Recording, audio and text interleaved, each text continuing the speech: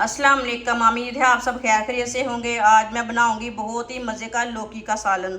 आपने लौकी तो बहुत से तरीके से बनाई होगी, लेकिन ये नए तरीके से आपने कभी नहीं बनाई होगी। आज मैं बहुत ही आसान तरीके के साथ आपको बताऊंगी कैसे बनाते हैं ये लौकी का सालन।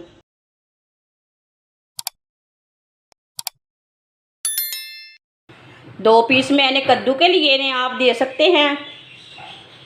लौकी भी इसे बोलते हैं, कद्दू भी बोलते हैं। इसका मैंने छिलका उतार लिया, अच्छी तरह वॉश कर लिया।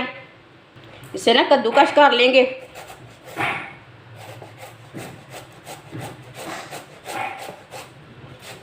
दोनों पीसों को ना इसी तरह कद्दूकश कर लेना। कद्दू को मैंने कद्दूकश कर लिया।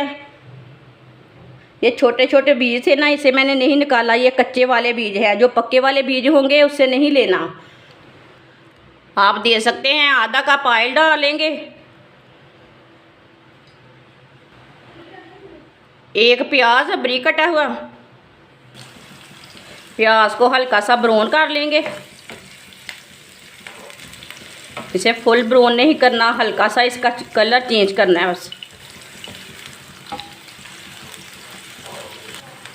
प्याज का हल्का सा कलर चेंज हो चुका है।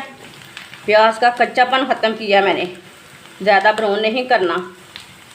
कद्दूकश किया हुआ कद्दू डालेंगे। 2-3 मिनट के लिए पका लेंगे ऐसे ही। कद्दू का भी कच्चापन ख़त्म हो जाएगा।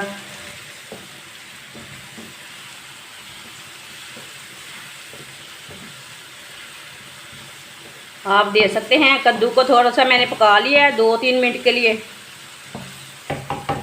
2 टमाटर डालेंगे बारीक कटे हुए। सब्ज़ मिर्चें, 1 चमची नमक डालेंगे। नमक ज़रूरत के हिसाब से डाल सकते हैं, जितना आपको ज़रूरत है। 1 चमची सुर्ख लाल मिर्च, 1 चमची हल्दी पाउडर, आधी चमची पिसा हुआ धनिया। 2 मिनट के लिए पका लेंगे। ये मसाले डाल के भी, मसाले और टमाटर डाल के। माशाल्लाह देखिए, पानी इसमें मैंने बिल्कुल भी नहीं डालना। जिसने हमारे चैनल को सब्सक्राइब नहीं किया वो हमारे चैनल को सब्सक्राइब कर लें। मैं बहुत ही कम चीज़ों से, कम मसालों से बहुत ही मज़े की रेसिपी बनाती हूँ। मसाले डाल के मैंने 2 मिनट के लिए पका लिया है।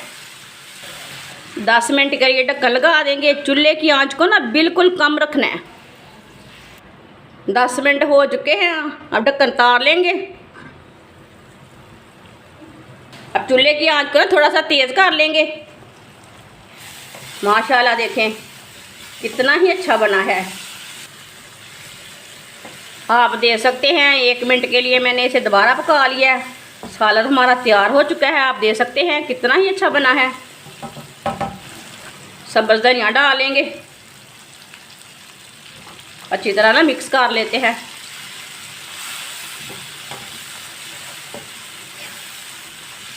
अब चूल्हे को बंद कर देंगे। माशाल्लाह देखिए कितना अच्छा बना है कद्दू का सालन ना। ये कम टाइम में बना है, बहुत ही टेस्टी है।